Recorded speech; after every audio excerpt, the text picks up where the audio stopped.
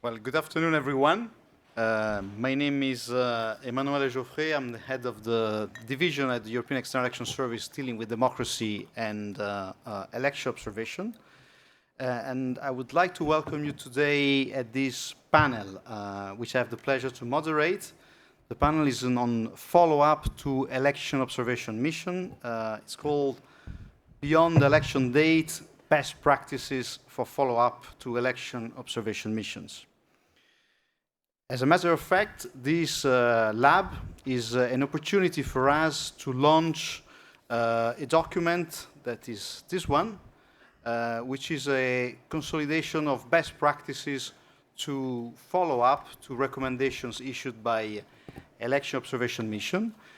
And it has been drafted with the contribution of many different people within the European Union, including the European Commission that has extensively helped us and contributed to this work, but also the European Parliament that has been extremely helpful and provide a lot of input, but also external partners. And I see in the room many of the colleagues and people that have helped us in producing this document.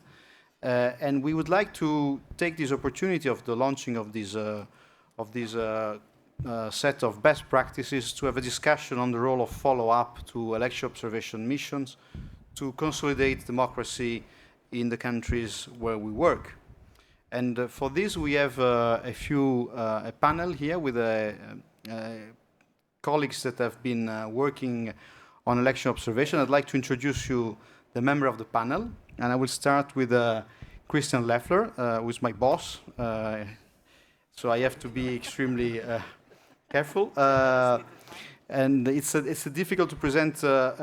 Christian currently is the Deputy Secretary General of the European External Action Service for economic and global issues. So he has a very wide portfolio, but within that portfolio he's also responsible for democracy, human rights, and election observation. And he's bringing to this job his long experience in the Swedish Foreign Service and 20 years experience, more than 20 years experience in the EU institutions in very many senior positions, including Deputy Director General for DG DEFCO, Managing Director for the Americas in the EAS, and position in cabinets of Commissioner Patten and Commissioner Wallström.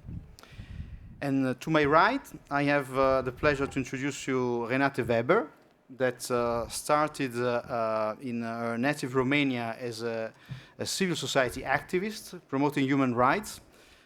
She also served as a judge at the European Court of Human Rights in Strasbourg, ad hoc judge, and she's been elected in Parliament, European Parliament since 2007. And that's where I met her. She's been leading several EU election observation missions, including to Burundi, Bolivia, Paraguay, and very recently in Peru. And she's been very active in follow-up to these missions. And then we have, again, to my right, Yara Nasser, who's the Executive Director of the Lebanese Association for Democratic Elections, LADE. She's been leading this organization since 2009. And Yara has been active in promoting election reforms in Lebanon, a very topical issue, I should add, at the moment. And also promoting democracy not only in Lebanon, but also in the region. And then to my left, I'd like to introduce you Olufuntu Okinduro. She's the head of elections and political process at the Electoral Institute for Sustainable Democracy in Africa. ESA is a good partner of the EU. It's an organization based in Johannesburg, but covering the whole Africa. And Olufuntu started working on elections in her native Nigeria, but she's then been following election processes in Africa in many different countries. Before we start the discussions, I would like to ask you for 3 minutes to show you a video that we prepared, where you will see chief observers. Elections are always a... Here it is. This is the video, so you will see chief observers of the EU election observation mission explaining how an EU election observation mission works and what's its purpose. So now we can go with the video. Elections are always a time of extreme intensity in the countries where they are held. J'ai pu voir l'engagement des citoyens. Pour aller voter, peut-être ils doivent parcourir un chemin de 6 heures ou 7 heures de marche. C'est très important pour nous qui pensons que la démocratie est quelque chose de normal. When I came to the country and presented my passport, the lady behind the counter said, "Oh, you're an election observer. It's good to know that somebody is watching." Les missions d'observation électorale sont un outil très important pour l'Union européenne, puisque c'est une façon aussi de pouvoir renforcer et pouvoir aussi témoigner de nos valeurs dans les pays tiers. We want to have as our partners countries which have at least societies based on democratic principles close to ours. This is one of the, so to speak, least politicized types of tools that we can have in which to show that we care what happens in a particular region.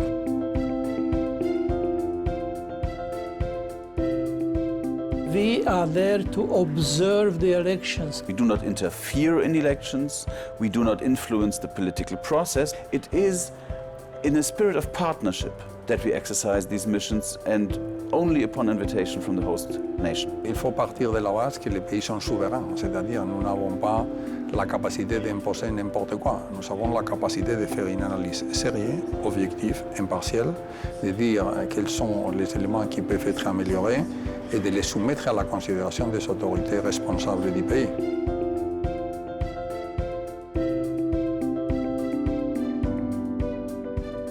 Election observation is not just about election day.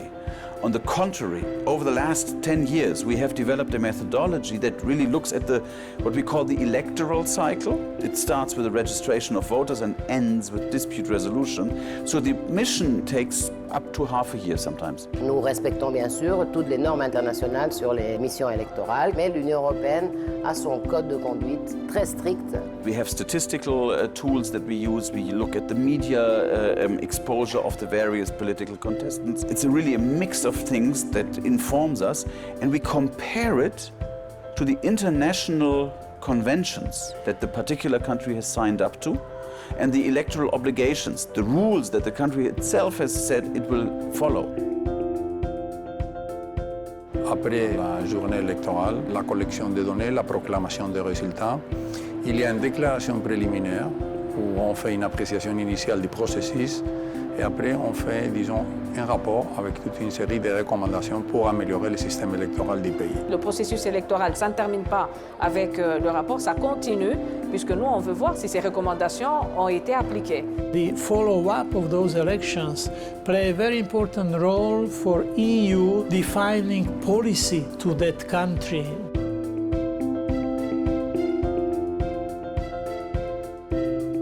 Le travail sur le terrain, l'indépendance, la capacité de voir le pays dans tout son contexte, tout cela est déjà une marque de l'Union européenne qui est très reconnue. In fact, the presence of international observers actually signals to the voters that we are there, we are observing, therefore, if there are irregularities, these are going to be mentioned. It makes it easier on the losing side to accept the result, and it makes it easier in the population to really think of the process as something that's good and valuable. I believe that's an important contribution that we can make.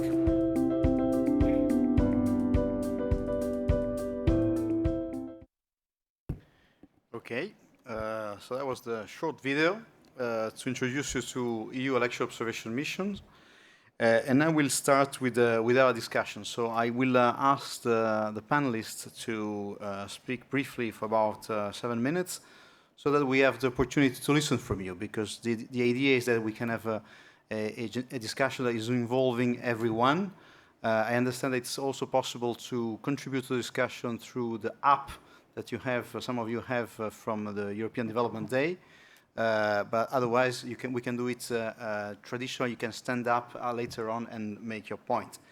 I should also add, before we start the discussion, that if you want a copy of the brochure, it will be distributed at the back of the room. I have to say that this is a paperless event, but we've managed to smuggle a few copies inside the building, so don't tell anyone they're here. But you also have the choice to pick up a USB key where you can find the documents. You decide whether you're a paperless person or not. It's up to you. But now let's start with the discussion. I'd like to ask Christian Leffler to kick off. Christian. Thank you, Emanuele. Let me talk more about the context in which electoral observation and the follow-up to it takes place. I will do that as a scene setter, but also because I know a lot less about the actual observation than the three eminent ladies on this panel, and so I will defer to their experience and knowledge. I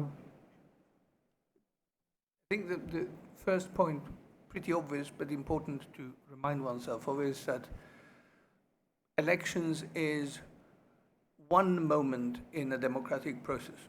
It's a very important moment, but elections in themselves do not make a democracy. So they have to be situated in a continuum. They have to be situated in a context of a political landscape. The EU has been working on democracy support in different ways, governance support, for many years. We started doing it when it was profoundly unfashionable. We've been gratified over the years, and notably with the Agenda 2030, that the importance of good governance as a driver of development overall has been recognized and has been brought in to the SDGs, notably through SDG 16. We now have a stronger global platform on which to pursue this work. What we do in terms of democracy, governance support, and electoral assistance in helping countries prepare for elections in the specific years is separate from the observation. The observation is not assistance in that sense. Observation is there to follow, to accompany, and to come up with respectful suggestions, recommendations, thank you, for the furtherance of the evolution of democratic structures, governance structures in the countries concerned. This has developed over the years. We started doing it in the early mid-1990s, but more as a band of enthusiastic ad hoc amateurs. After about 5-6 years, we saw there was a demand. This was then structured, it was better organized. A methodology was developed, or the beginnings of a methodology, which was then agreed in 2000. Since then, there have been almost 140 electoral observation missions taking place around the world at the invitation of partner countries. Over time, the full-scale observation missions have also been complemented by much smaller electoral expert missions, where either conditions are not appropriate for a full-scale mission, or where our resources are too stretched and we can't do it, or the time doesn't allow it. And more importantly, in a sense, for this session, and for our long-term work, since 2011, we've also started with electoral follow-up missions to allow the chief observer to go back after a certain time lapse to follow up with all the stakeholders in the countries to see, are the recommendations relevant? Have they attracted interest? Have they got traction? How can that process be taken forward? Taking that forward is also something which is then done with a very active involvement of our delegations on the spot. They are the ones who can, together with other partners, and of course together with the parliamentarians, the political parties, the civil society, and the national authorities of the countries concerned, look at how we can integrate some of the recommendations into the cooperation that we have with the countries, if there is a need for technical support, for exchange of experiences, and the likes.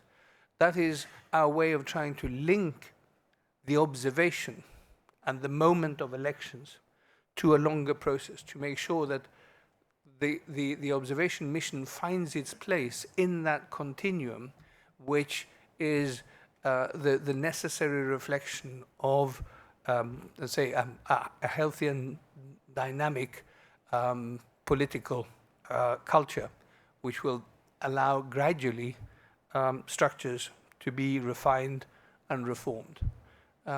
We don't come with a European model because there isn't one. That's one thing one learns very quickly working for the European Union, that we have at least 28 models, usually more, and we're quite happy contradicting some of the models we have too, or challenging them and seeing whether we can find new ways. So it's very important, and I'm sure we will hear more about that, to see how we can adapt the methodology in every individual case to the specific circumstances. Where in its political life is a country? How do these elections fit into the overall political, socio-economic, possibly pre- or post-conflictual situation?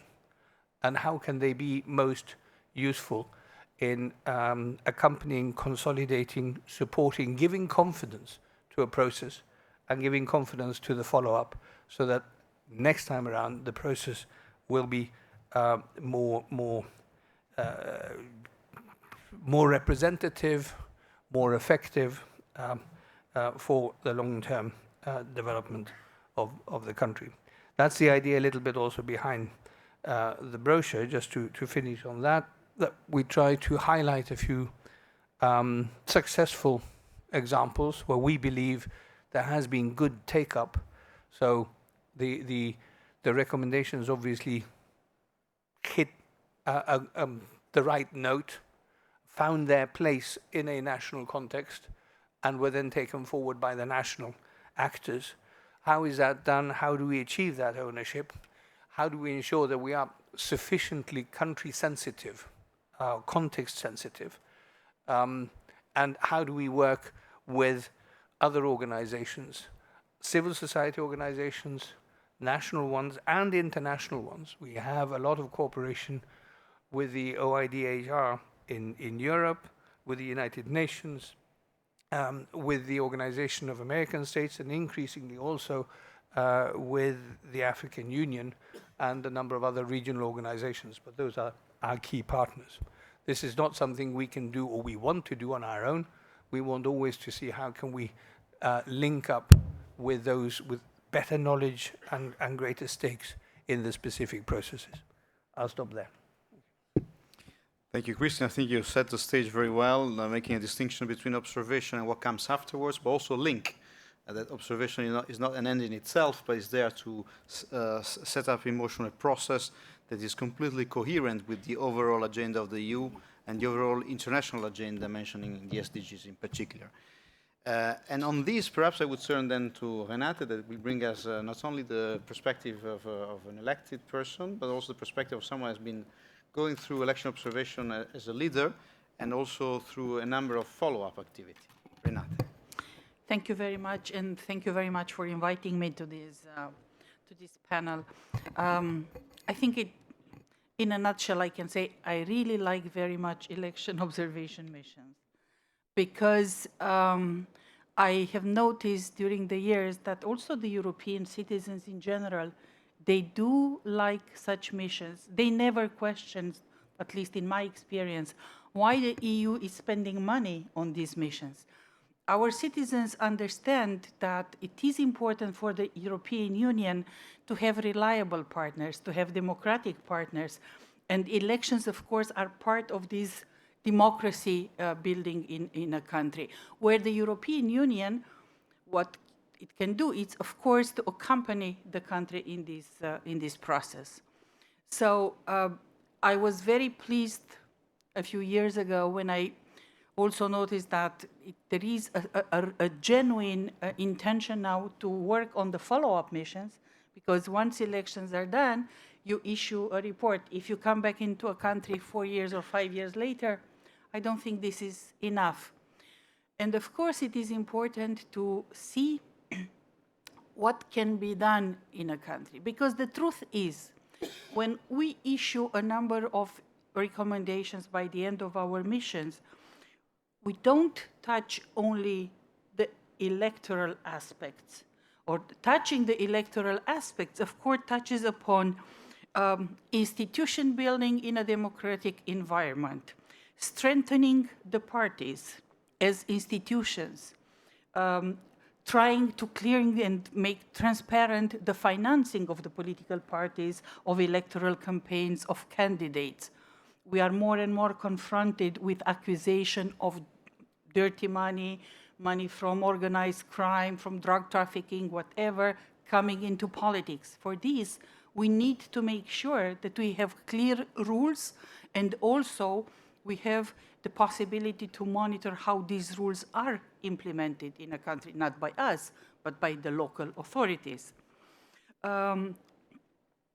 It's very much also about strengthening the functioning of parliaments, strengthening the functioning of our local partners which are always from the civil society or of the media. And I really have some very beautiful memories in this respect from various countries. I would never think to go back to a country in a follow-up mission and not to meet people from the civil society or people from the media. They are the ones who come and tell us where we should maybe look closer or focus on this. What is important at the same time is to go with follow-up missions in countries which are genuinely ready to embark upon a reform, to follow up the recommendations and to work with us. May I give also the negative examples? When we had, for example, the idea of a follow-up mission in Bolivia, where I was the head of mission twice, and at that time, the European Union was loved because we helped them a lot in a very critical moment. But when it was about the follow-up, I said, okay, that's not going to work as I would love to. And unfortunately, I was right. But then, for example, in Paraguay, there was a lot of expectations also from the country, from the society. Okay, I still hope that we will have a role to play there. It's also important to see how we come in terms of electoral years when parties are more interested about their own survival and political participation. But nevertheless, I think this is, for example, a country where our follow-up mission was a good one. We still need to build on that one. I recently came back from Peru. When I say recently, it's last week. Where I was there, not as a follow-up mission with the external service, which I hope will send me to Peru in a follow-up mission, but I was with the European Parliament. Why? Because I was a very good advocate, and I succeeded to convince the European Parliament to consider Peru as a close partner and to have a specific program between the European Parliament and the Peruvian Congress. That is very important because once you start to work with people more closely, once they see various realities in the European Union, even those who are more reluctant at the beginning, they really change their mind.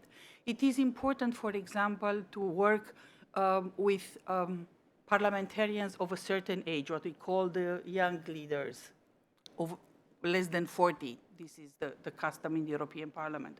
Or with the women caucuses, because the gender approach is very important. So there are ways to show that we ourselves, we also have our own problems. We have learned how to overcome our problems, and I think in this respect, the European Parliament is a very good example. Because from a parliament which had only, let's say, a debate dimension, we have become a legislator, and that meant a lot of work to change our own house. such programs, for example, with the parliament are also for the staff of the Peruvian Congress. How you build the institutional memory of a local parliament, which is also important because politicians come and go. Okay, sometimes they stay, but normally they come and go. And you really need the staff well prepared to carry out the work, to prepare the work for the political decisions that will be taken. I would insist also on the role in these follow-up missions of our ambassadors in specific countries. I'm very serious, I really mean it. Without their help, it is very difficult to succeed. I have been really lucky to have wonderful people that I have worked with in the countries where I headed electoral missions, and they are also instrumental in the follow-up activities, in organizing all the meetings we need. And without them, that would be difficult, but this is why now we are a family with various relatives, parliament and external service, but still the same family. As I said, I would insist, and I would never be tired to insist on the role of the civil society. There is nothing, and of the media, of the local media, there is nothing that we can do profoundly in a country without their support. I think that in those cases where we do not have enough support from them, we need to be smart enough to build in their way of doing things the need for a change. And I can give you the example of Peru. In Peru, where I traveled quite a lot, and I had many, many interviews and TV debates, and I insisted very much on this idea of financing the electoral campaign, the political parties, the conditions for the people to be candidates. Nobody, I mean, you have to exclude arbitrary the decisions to kick out somebody from a process, but you cannot let everybody without any conditionality to run to be a member of a parliament or a mayor or local mayor. And in all those places, in some places, journalists were pretty, you think that can work in our country? And now when I went back, I have to say that in all the media, I really was impressed. The expectations were fantastically high. They were working a lot actually on a reform of the electoral code, but it's more than just the electoral code. So I was impressed with the capacity and the toughness of the local civil society and of the media to ask their politicians to behave as they should be, which means in the interest of the people. Because in the end, this is what we want. We want to serve our people, and this is how also in other parts of the world politicians should do. So I'm ready to answer any of your questions if I will be able to do so. Thank you very much. Thank you, Renate. I think you've pointed three very important things. One is that recommendations do touch upon many different issues that are important for democracy. It's not only about the size of the ballot box or the registration of voters, but it's a lot about political parties, the role of political parties, the role of the parliament, fundamental freedom in the country. So through recommendation, we can touch many different things that are important for democracy. You also highlight the importance of having ownership and a genuine will to make reforms, but you also touched upon the issue of how you generate that political will and the role of the media and civil society to do that. And I think it's a very nice way to transit towards Yara, because she's actually working from that perspective as a civil society organization in Lebanon. Yara, please. Hi again. So I just want to highlight this issue from a perspective of a local civil society fighting for electoral reform in Lebanon. A quick brief about Lebanon. Our last parliamentary elections was held in 2009, and since then we've been witnessing 2 postponements of these parliamentary elections. The first one in 2013, the second one in 2014, by the end of 2014. And we are afraid that we may be facing a 3rd postponement again. These 10 days are very crucial to the future of the democracy of our country, actually the future of the elections, because we are waiting for a new electoral law to be issued, and the deadline to do that for the parliament is the 20th of June. Well, it's not actually a deadline, because the 20th of June is the day that the parliament mandate should end. But in my country, as in other countries as well, we keep the discussions on elections till the last moment, and we do not actually have an interest on debating a new electoral law until only a couple of months before the elections, when everyone starts to be engaged and to begin to talk about elections. For us, as civil society, one of the things that we work on, of course, is elections observation. And as you may know, the observation mission by itself and observing election as a local observers is quite a big operation and is a very tiring operation. So sometimes we forget why we observe, and we don't have enough energy after the elections to push forward more and more the recommendations that are the key of our observation. But the main challenge we face, regardless of the most creative tools that we try to use after the elections, is to raise the interest of the people to push with us towards electoral reform. What we actually did previously, after the 2009 elections, we did workshops with all the interested stakeholders to discuss the recommendations with them. We did a very big public event, a media event, to discuss and to explain our recommendation to the general public. And then we began a very big campaign towards electoral reform. But unfortunately, I'm coming from a country where politicians do not really listen to civil society or even to the pressure done by civil society. One of the big challenges is how to convince people that elections and electoral reform will affect their daily lives if they are not really pushing forward with us to make a change in this platform, in the whole electoral platform. This will make their daily lives hard in the future, because they will not be able to hold their elected people accountable, because if the electoral law is bad, or if there's no elections, as the case in my country, then they cannot hold the elected MPs accountable. So this is one of the challenges that we usually face.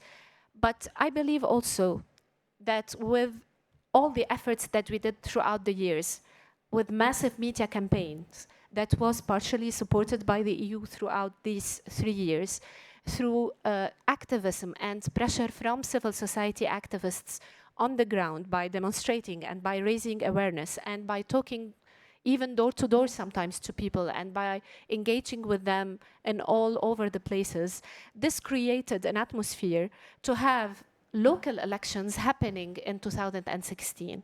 And for us, this was an achievement after the first and second postponement of the general elections, because one of the excuses of the parliamentarians in Lebanon to postpone was, first, the security reasons. That's for us was not actually good reasons at that time to postpone elections, but other things as well. But by having these municipal elections happening in 2016, this pushed forward the parliamentary elections to be able to make it happen hopefully very soon. So follow-up missions, I insist on this idea again, by the EU is important.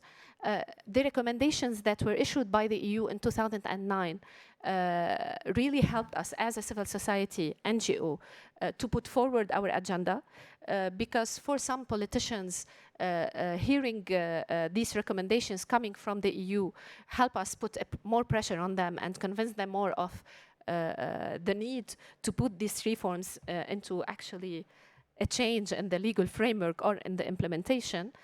and give more credibility to the process when it's also observed by international community. At the end, I have only one question, perhaps for the panelists. A few people in my country asked me to ask these questions. Why the EU missions doesn't observe elections in EU countries as well? It's only in the third world countries or other places as well. Because this is one of the questions we always raise. Thank you. Thank you very much, Shara. I think you've made a good point in presenting how the civil society struggle, but sometimes successfully, to promote reforms and promote elections themselves in your specific case. I should also add on your questions that we have the pleasure here to have our colleague from the OSCE, Odir, is in the room. And in fact, we are promoting recommendations not only of the EU, but of other organizations as well. And one of them is the OSCE. They actually observe elections within the EU countries, and some of the EU countries had to change their legislation in order to allow international observers, namely the OSCE, to observe their own elections. And there's a bit of a sort of a division of labor between the EU and the OSCE. And we don't observe not only within the EU country, but we don't observe in the whole OSCE region. But I'm sure we will get back to this interesting question. And but before that, I would like to ask Olofunto to give us her perspective from a Pan-African organization. Olofunto. Thank you. Thanks for having me. Very quickly, I work for the Electoral Institute for Sustainable Democracy in Africa. It's called ASA. And we work on elections across the continent. We provide support to civil society groups in selected countries. And we also have partnerships with the AU and regional economic communities across Africa, specifically supporting them in the area of election observation. So for us, this is quite an important topic, and I'd like to thank the EU for providing this tool, because for us, it's actually a very useful tool for promoting the work that regional organizations do within the continent on follow-up. Very quickly, what's really the relevance of this whole talk on follow-up? When I used to work for a civil society organization in Nigeria, my impression about international observers at the time was, oh, these are people we see every 4 years, or say every 3 years. They will soon be back and they'll be asking us the exact same questions. So, but that certainly has changed. And the other side of that impression was, how do they write their recommendations? Do they even know what they're saying about my country? How did they come about that? And that, for me, is the relevance of the work being done on follow-up, because these international organizations are able to come back, they're able to have conversations with civil society groups, electoral commissions, parliamentarians, on the recommendations. When you read something on paper, it's one thing, but when you're able to have a very clear discussion about it, and you're able to understand what's the rationale behind this, when you're also able to get comparative views on some of those recommendations. So it's easy for you to say, oh, the electoral system is challenging. But when you're able to hear that, yes, there's a challenge in X, Y, and Z, other countries, and this is how they've handled it, then it makes you also begin to think differently about that recommendation. And for me, that's the value of the work international observers do on follow-up. The other side of it is that follow-up also provides that bridge between election assessment and electoral support. Election assessment, I mean, it's there, and a lot of people would ask the question, what's the value of it? So you write these reports every 4 years, so what? And follow-up provides that bridge where you're able to go back and talk to the different stakeholders that you've targeted your recommendations to, and you're able to ask them, what do you think about this? What would be your challenge being able to implement these recommendations? And you're able to actually develop clear programs that assist these institutions. And for us as ISA, that's the value we see in doing follow-up. In the countries where we observe elections, I mean, for us, we've been involved in follow-up. I'd say we adopted it, like formally to say whatever happens when an ISA mission is developed, there must be a follow-up aspect to it. I think we did that just about 2 or 3 years ago. But we've always done follow-up in some other way, you know, where we would always say, okay, we can go back and we can look at what civil society can do. We are a civil society organization, so we don't have the political clout that the intergovernmental institutions have. So for us, in that case, civil society and in some cases the Electoral Commission are our entry points into the different countries. And when we go back, we actually aim to ask ourselves, how can we assist civil society to promote reforms and also to carry on programs that would improve the electoral process going forward. So for us, national ownership is actually a key word because we understand that reforms cannot be driven from the outside. Reforms certainly need to be driven from the inside. There's the need for the political buy-in. And we recognize that, of course, as an NGO coming from the outside, there's a limit to how much political influence we can have. So for us, we focus on civil society groups. And in terms of how we do it, we have like post-election reviews.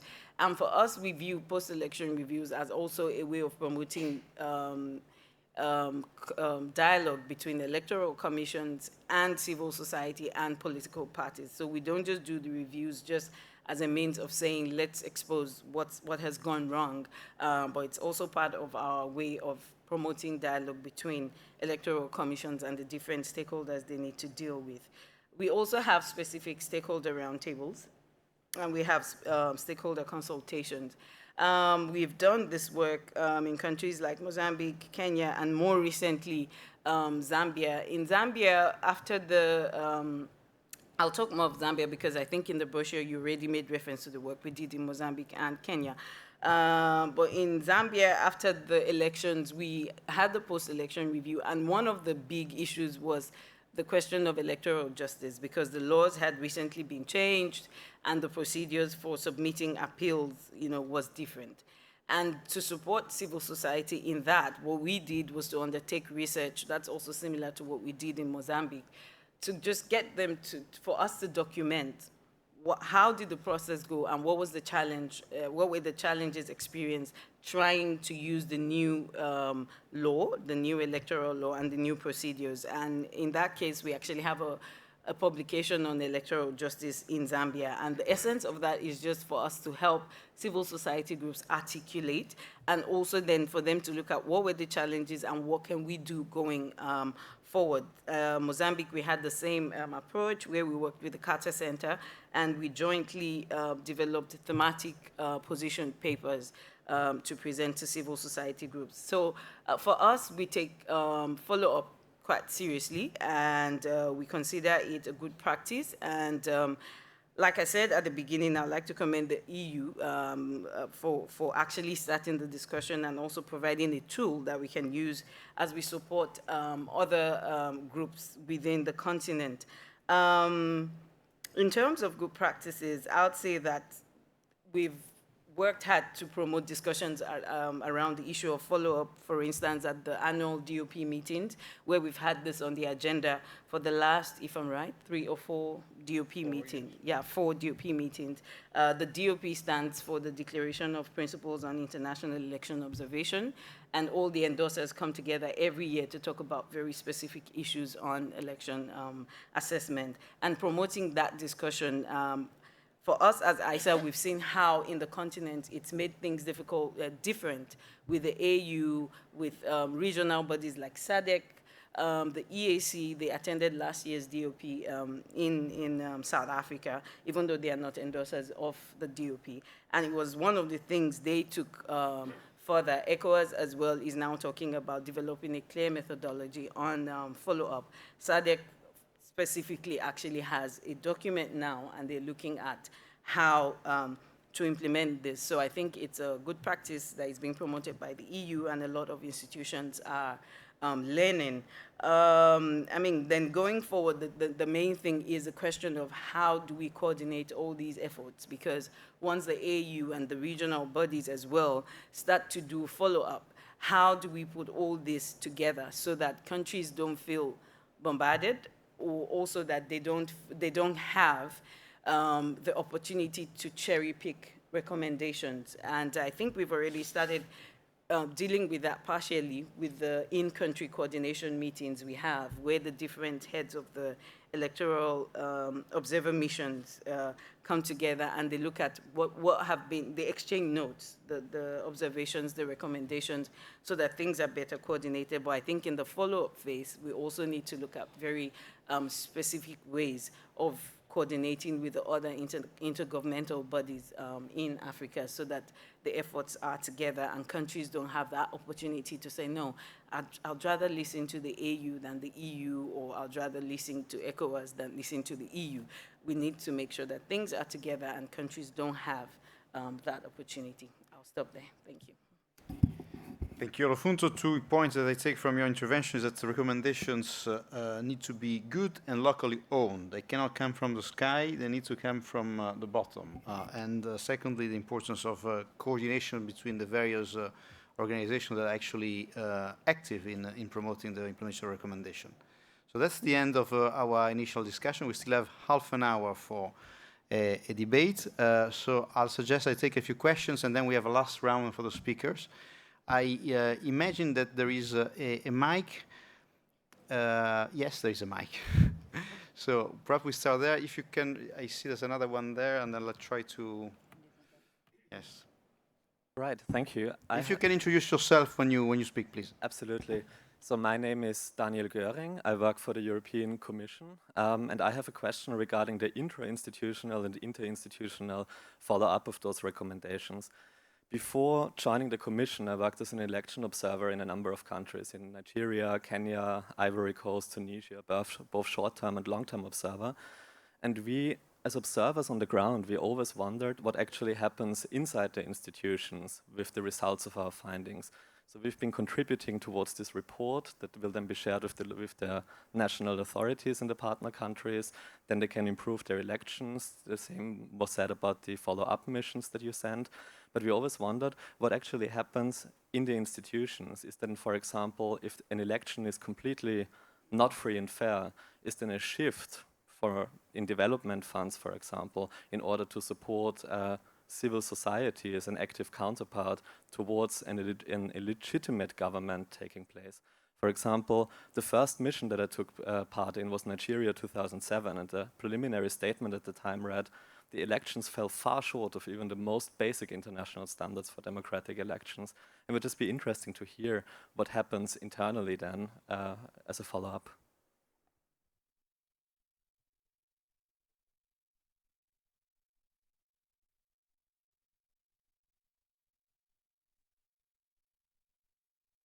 Thank you. I'm Ziad Abdel Samad from ANND, the Arab NGO Network for Development. Actually, you raised a question, and I wanted to follow on the question.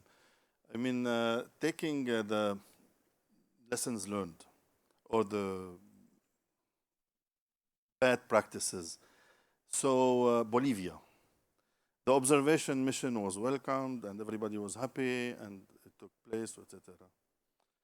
Par contre, when you went to the follow-up mission, it was not the same. My question, or let's say my observation here is, I'm sure that the observation mission highlighted certain challenges and suggested many reforms. Don't you think that sometimes, I mean, according to the principles and the norms, etc., the international observation missions can go too far? I mean, challenging the local authorities or the local capacities to digest, let's say, the suggested changes, which create a lot of tension. So you know that democracy can go gradually. It's not something that you can decide. So this is one. But my second observation is, I mean, the credibility of the observation mission is, it's, let's say, to follow one standard. So you can sometimes raise serious concerns, rightfully, in certain countries, but in some countries, the reports of the observation mission can tackle let's say, light issues and don't go in depth. And here I see in front of me بعثة الاتحاد الأوروبي to Jordan. Jordan, if you read, the reports, is given as the good example for democracy, while it's not. So it's not only about organizing good elections. Everybody knows that the code and the political environment, the corruption, etc. So that's why sometimes the double standards, maybe for political reasons, can harm the credibility of the observation missions, especially when we go for the follow-up. Thank you. Thank you. Stephen, perhaps, and then we have someone else. My name is Stephen Dua. I'm from Malawi. I will speak on behalf of Malawi as a country and also the SADC region, but also for GENDEM. I think 2 points of disagreements from my colleague from Aisa and also Renette. I think when you deploy an observer mission, obviously it's at the invitation of the government in that country. And when you raise the issue, specific issues, recommendations for good intentions. So I think the issue of follow-up to me is very important. But I'm raising this issue because you said it would be important to prioritize such follow-up missions to countries who have shown interest to implement. But I think the question should be, what should be done to actually encourage those countries to implement the recommendation? And I think that's where I think the collaboration between the international observer missions and local citizens through the civil society organization is very, very critical. I think we have talked about it in several meetings in Johannesburg, also right here in November. It is very, very important. We want to see fruits from such kind of recommendations, and also we want to see that the domestic observer groups are also playing an important role. Olofunto, you mentioned that there was a perception that these missions they would come after 4 years, and I think the perception is changing. I don't think so. Maybe for other countries, but not for my country.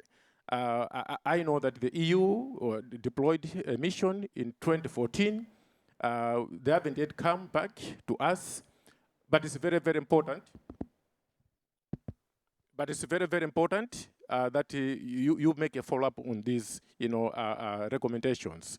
I think my colleague from Lebanon rightly put it that when you come, institutions like EU, we issue a statement. Countries in Africa, for example, tend to be, obliged to, respond or implement those recommendations as opposed to recommendations that will come from domestic observers. So it's very, very important that you make follow-up meetings until such a time that you think you can transfer that to local organizations. So I want just to stress that perception has not changed. We still need to work on that one. So indeed, issue of collaboration is very, very important. And I think if that can be achieved, then definitely the efforts that have been shown through EU here, I think are quite welcome, and we would want to see that happening. Thank you. Thank you very much. We're going to take a question at the back. Otherwise, there's one hand raising at the very back, if you don't mind. So I had my hand. So you have the mic, okay. She was okay. He was okay. So if you can have the mic going quickly at the back. And as we have a few hands up, I would ask everyone to be as short as possible so we can have more interventions. Please. My name is Elliot Febvre, MDC Zimbabwe. I'm the EU representative. My question is, I do respect your principles of deployment of missions, but it seems the problem that we have globally, and especially in Africa, is that the people who invite you, which is the government, probably they have nothing to hide. It is the people who don't invite you who have something to hide. And I know for certain that Zimbabwe is not going to invite the EU, and is not going to invite the international community. For that reason, when will we see the international observer missions responding to the needs of member states, of the people, responding to the cause by civic groups other than the very corrupt governments paranoid with losing power. So that is my contribution to my question. Thank you. Thank you very much. I think we come back to the lady here that wanted to talk, here on the second row to my left. And then there's another one at the back, yes. Stefania Minervino, DG DEFCO, Unit P7, working on fragility and resilience. I thought that I'm not clear about the objective of the follow-up missions because I was in a meeting in 2013 at the EAS and we were discussing the same topic.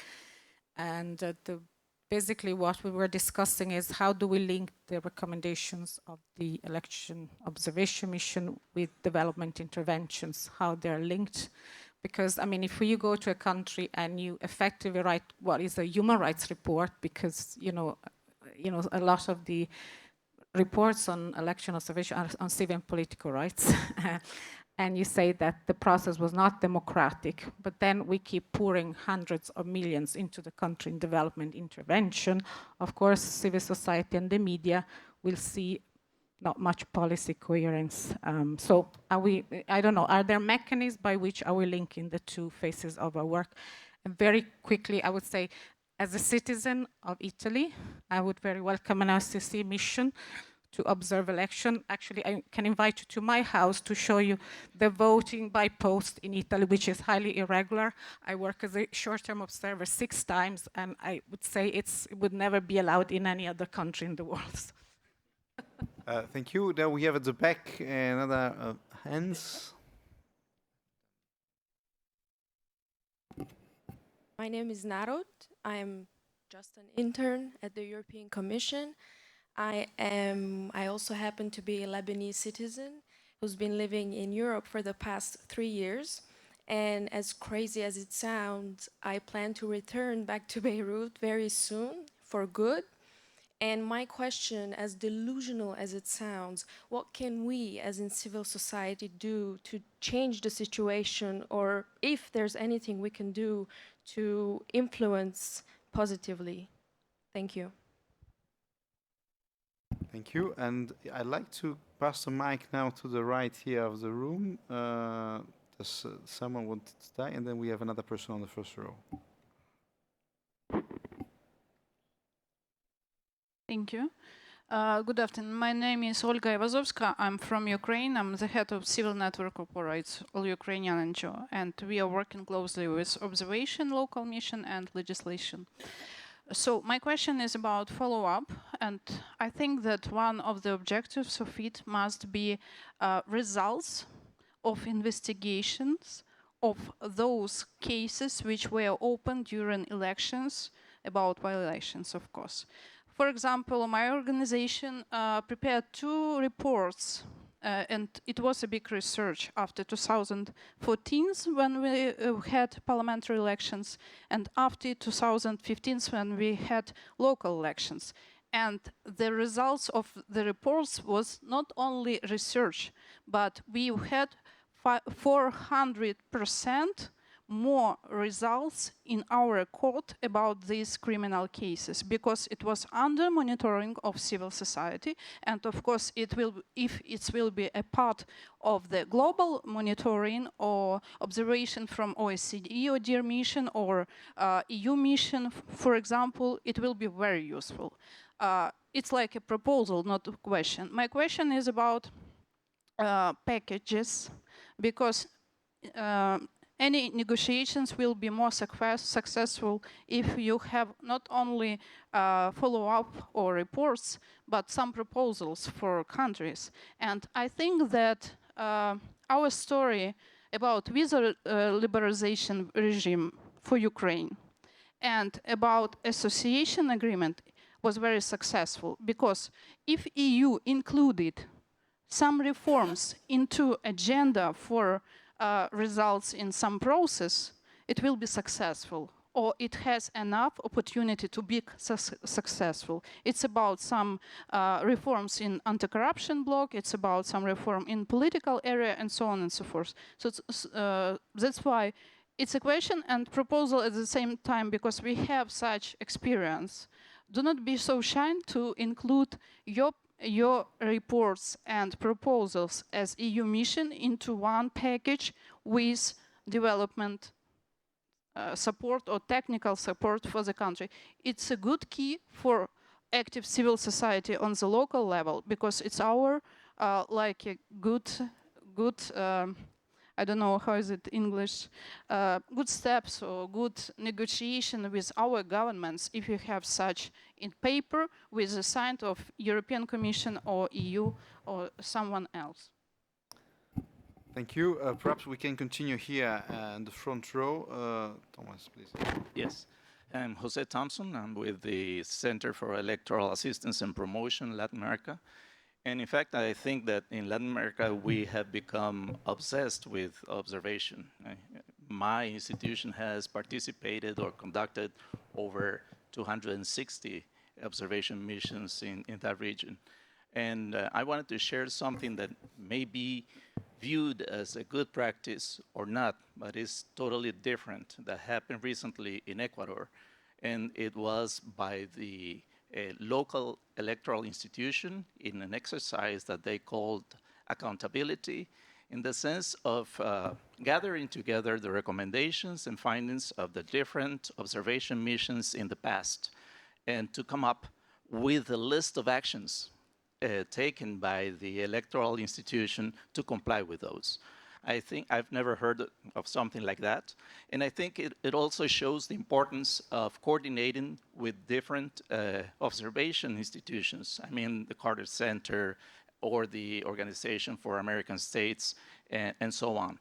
Because I think the more you coordinate your efforts, the less it sounds or it's viewed as a unilateral effort by the European Union to impose, certain standards on the countries. And the more I see that coordination efforts taking place, the more I find that they are common in the sense of the content and the recommendations that are proposed. Just a quick comment.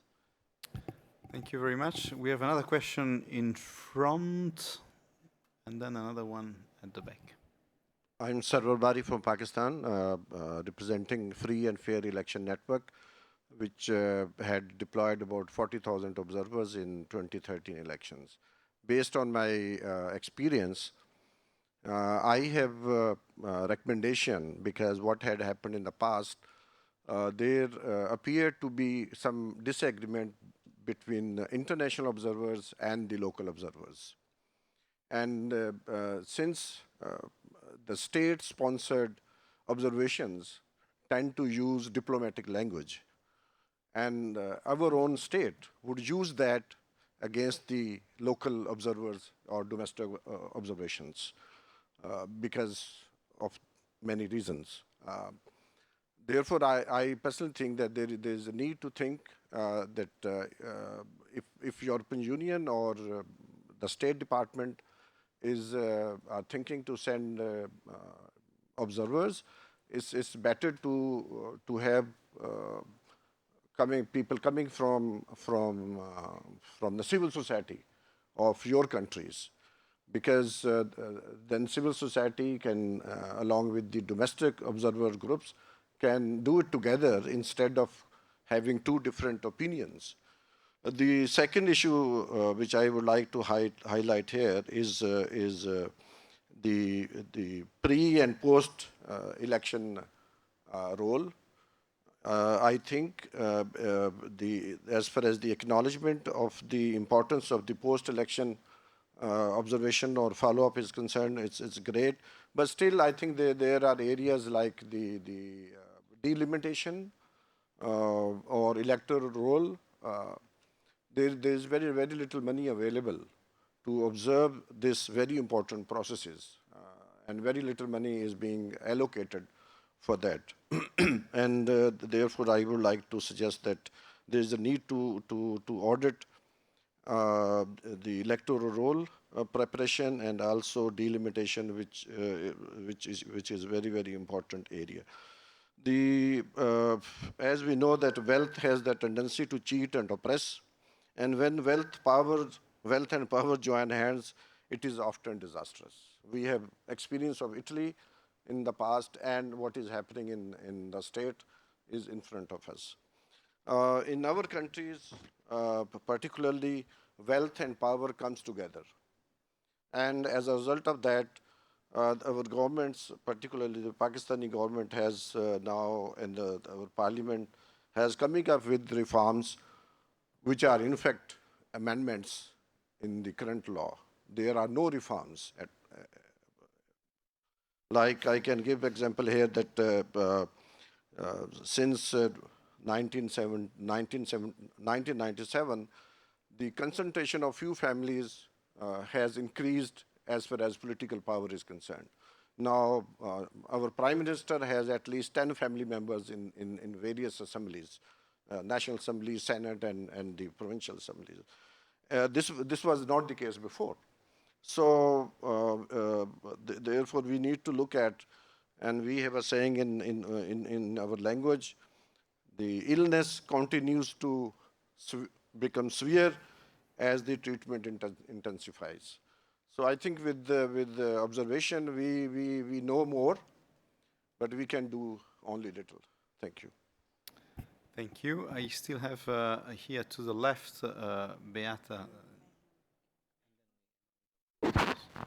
Hello, good afternoon. My name is Beata Martin Rozumiłowicz, and I'm representing IFIS, which is a technical assistance provider. We work with election administration, with state authorities in between elections to try to engage in reform processes. And my question to you is your thoughts on how the donor community can be better integrated into the follow-up of recommendations. And I find that very often the activities are very loosely, if not at all, referential to the work that's done by election observers and by the recommendations that are put forward.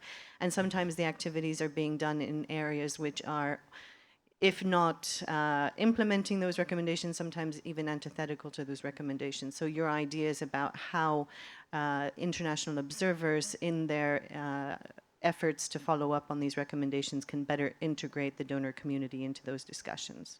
Thank you. Thank you, Beata. I think we're going to stop here with a question from the floor. I received a question from the cyberspace. I'm not sure where it came from, but the question was, I transmitted to you. There's a trend when results are not recognized because of allegations that are not proven. So how we can stop the trend that makes the governance of country particularly complicated? That was the question that came from an anonymous in the cyberspace. I suggest that I think there's been a number of reflections more than questions, can be grouped in a few clusters, but perhaps we should give the panelists the opportunity to answer themselves. And we start perhaps with reverse order, and I will ask Olofunto to start with.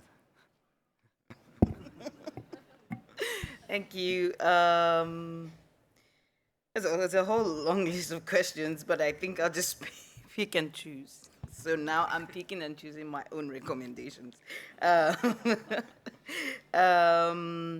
There was a question about how to ensure that there are no double standards in terms of the kinds of reports that EOMs issue.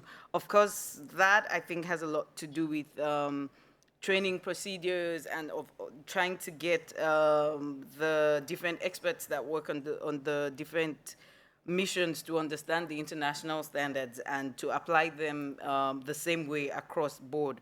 Of course, it's difficult to ensure that, but I believe, well, from our side, we have like the internal process where we check that it reflects the thoughts or the opinions of the institution as much as we think the experts on the field have that. There's a quality control side where we also look at reports to ensure that we don't contradict ourselves when we send out these reports. The other question I'd like to answer, Steve put one directly to me about the fact that it's not a changing perception. In Malawi, funny enough, Malawi is was actually the first EU follow-up mission. That's where I ever heard of the word follow-up. And I actually have that report, and for us, it actually set a precedent for us to look at how can this be done better. I don't know about the post-2014 election, But Malawi does have records of that. But I'm not going to speak only for the EU. Even the AU now has a clear methodology where they return to countries and present their reports and have stakeholder roundtables to know, especially with electoral commissions, what can be done. And at the regional level, SADC, for instance, the SADC has signed an MOU with the SADC ECF where they would jointly return to countries to have like a technical mission with the electoral commissions to ask questions about the recommendations, what are the challenges, and what need to be done. So for me, the perception is changing. It might not be immediate because, of course, elections run in cycles, so you might not see it immediately right now, but it's a growing trend and it's gradually changing. The last question I'd like to answer was a question from the person from Zimbabwe who said, who talked about the fact that Zimbabwe will not invite non-African observer groups, and that's true, and I foresee that would happen in the next election. But I think also this then, for me, the answer will be that we need to return to the drawing board. Yes, the EU is one observer mission, but we have the AU, we have SADC, we have all the other regional institutions. So if the EU will not come, does the absence of the EU mean there's a problem with the elections? Are we actually engaging our own regional institutions to ensure that when they come on board, they are not just there to say what the government of the country wants them to say? That's the real question we need to put to ourselves. So the EU is not the beginning and the end of it. If governments don't want to see the EU but would want to see the AU or SADC, are you engaging those ones to make sure that the reports they issue make any difference within your context? International observation by itself does not empower groups to come into the country without an invitation, and I'm not sure there's much that can be done to change that, because elections are an issue of sovereignty. So you don't just jump in from outside to say, I will be here to observe your elections whether I'm invited or not. Thanks. Thank you very much, Alfonso. Now I would ask Yara to respond to some of the questions. Okay, so very quickly, for the importance of the follow-up, the way I see it, is to help us raise the issue of electoral reform in a time where it's difficult to raise this issue. What I mean is, just after the elections, there is a high momentum for elections, and we can build on the recommendations. Just before the elections, there is also a high momentum. The difficult time is the time in between, is these 2-3 years in between the two elections. So this is a difficult time to raise the issue of electoral reform and to implement recommendations. And this is when the follow-up missions could be useful if it was planned well. The difference between the double standards that Ziad mentioned, I believe it's political and not technical, or at least that's what he meant. So it's totally political. It's not about capacity building, you know. The third thing I wanted to say also about linking the development that the EU can provide with the recommendations. There's a very thin line here between intervention of outside of the countries in the you know. So we need to take into consideration what we are asking from the international community, because there is this thin line. If we ask them more to link the development with recommendations or other things, that could be seen as intervention in our internal affairs. Or else, yeah, in all cases, providing services and development is in a way an intervention, and linking it is still debatable in terms of at least what's happening in my country. So, and as a civil society NGO, we are very sometimes, you know, taking into consideration not to ask this, because we want to respect this line and we don't want to intervene in our internal affairs. The last thing I want to say to the Lebanese citizen present here also, please, when you're back to Lebanon, and please come back to Lebanon, and when you're there, please come to LADE. You can find us at lade.org.lb. We can make a difference. We need, a difference will not happen very quickly. It's not we do something today and we see a quick difference tomorrow. We need to have enough patience to build on what we do, and we can reach something at the end. Thank you. Thank you. I think we are very close to the closing, so we need to speed up. I'll ask to Renate to take the floor and then followed by Christian. Yes, thank you. Well, first of all, I would try to answer your question, why we don't have election observation mission within the European Union. Well, I think that probably because it's part of the external policy of the European Union, this may be one answer. Politically, I would answer differently. And I would say that within the European Union, the member states, regardless of some shortcomings that happens in your country, it happens in my country, and we had, when we were already a member of the European Union, we had the OSCE actually monitoring the elections in Romania. But regardless of these shortcomings, which were corrected afterwards, generally the member states of the European Union, they do have quite sound legislation. They do have institutions, the check and balances in the countries, they function, the judiciary system functions, and we also have an institution which is of a certain importance for us, of reference, it's the Venice Commission, the Commission of the Council of Europe for Democracy Through Law. And we follow the recommendations of this commission. There are very vivid debates in the countries when something happens. For example, you don't change the legislation less than 1 year before the elections take place, or a referendum, and others and others. And it's the same commission that was of a very high importance for us when we discussed the situation in Poland or in Hungary. So we do have some mechanism in this respect. Regarding the questions, there were questions related to the observation as such and also to the follow-up. Well, first of all, I would like to say that when it's about observation missions during the elections, before the elections and during the elections, we always cooperate with other local and regional missions. It's a very close cooperation, in fact, because if there are several voices that notice the same problems, that of course this legitimizes better your recommendations. At the same time, for a follow-up mission, for example, to be successful, in my opinion, and generally follow-up missions means what? The electoral reform that is in the recommendations. It's more than just the electoral reform, but that is the purpose of the follow-up mission. But you cannot, that's my opinion, try to do such a thing if you don't have at least some key partners in a country. And of course, among those key partners are the electoral bodies. If you don't have commissions, tribunals, doesn't matter how they are called, you cannot do anything. You go in a country because you are invited, but that doesn't mean that you have access to everything.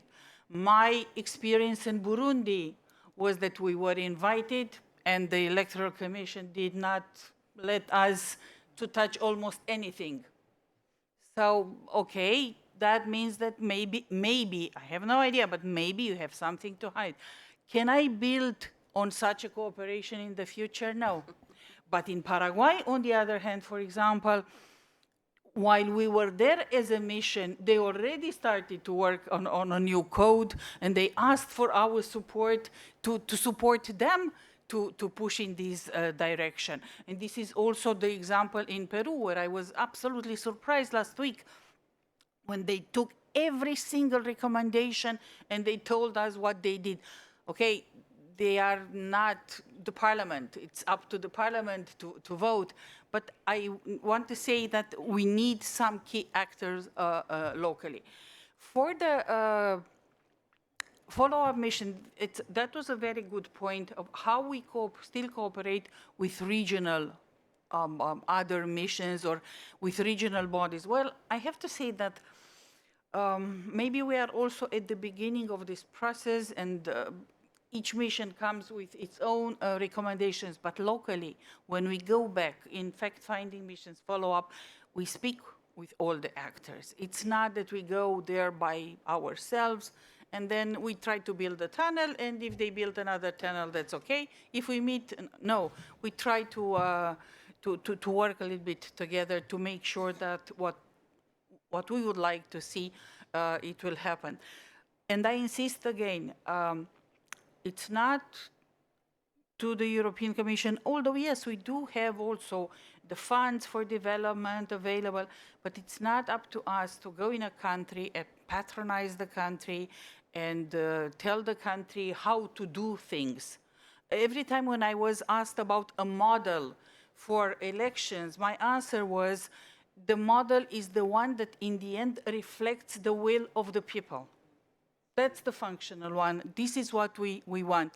So we really have to be also very careful. It's better to engage the authorities and the societies to support us and to try to work together instead of going there and telling you have to do this and this, and it doesn't work this way at all. Because what? Because like in Ecuador, for example, where they didn't like that much the recommendations, they were very good recommendations. They did not invite us in the end, so, and there is nothing else you can do. Thank you. Thank you, Renate. Christian, last word. Okay. Yeah, I think we're already over time, so I'll try to be very short.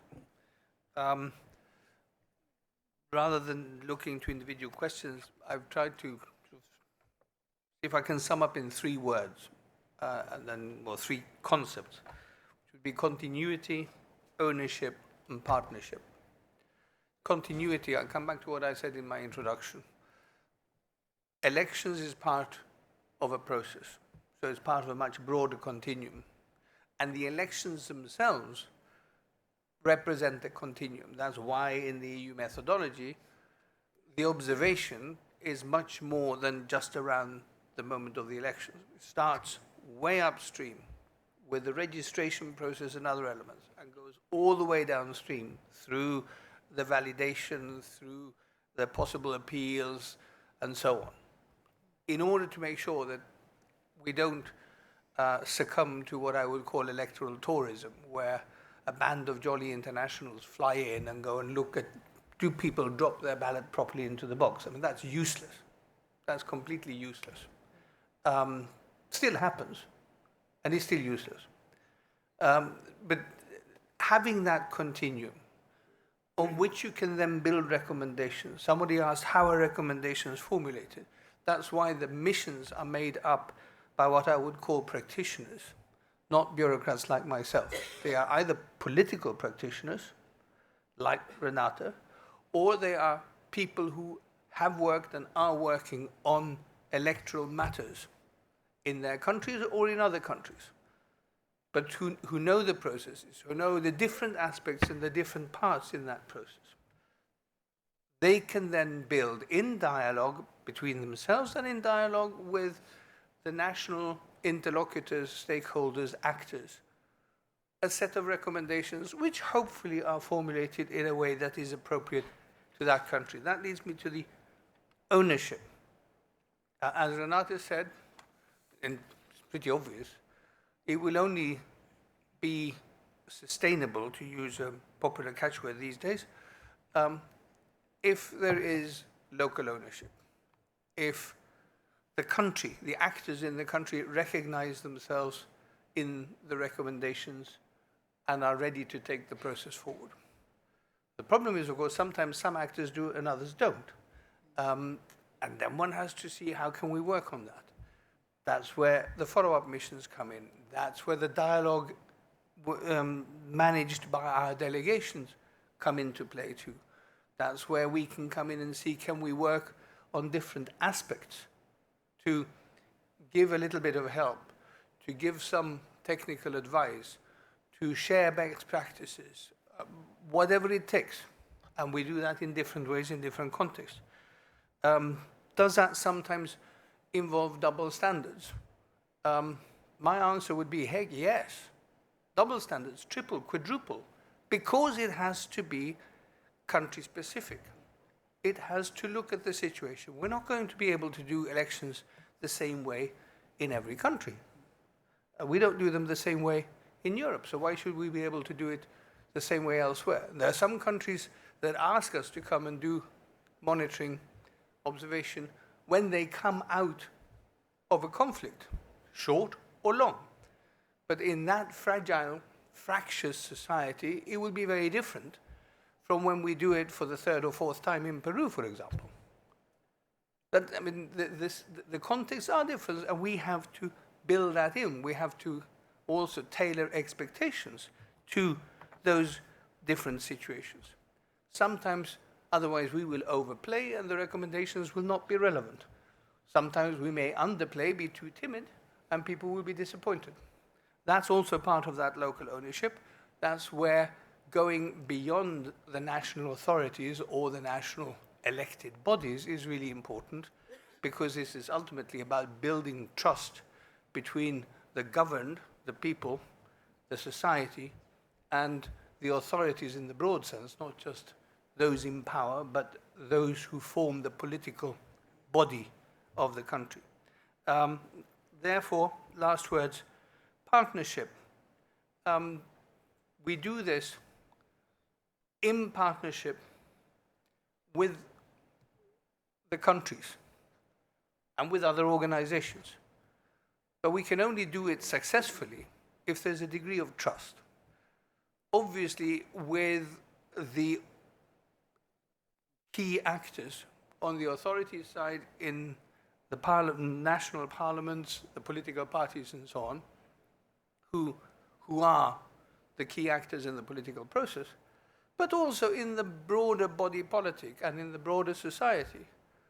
There has to be a degree of recognition and trust that this is a useful exercise.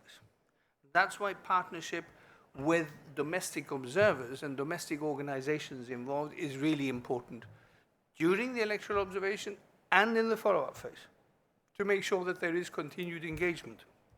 And I would fully second your recommendation to our young colleague here that when she returns to the country, contact you, get involved, be there to be part of the follow-up. Part of the follow-up is to keep your thumb on the authorities and say, what are you doing? There was a set of recommendations. Let's talk about them. If you don't think they're appropriate, tell us why. And then let's see what we can find as an appropriate way forward. There has to be that continuous dialogue. There is no perfect final solution. There is no end to electoral or democratic processes. We need to update them, refine them, improve them as we go along. We try to do that modestly in Europe, and we try to help our partners around the world do it on their terms, in their context, to the best of our abilities.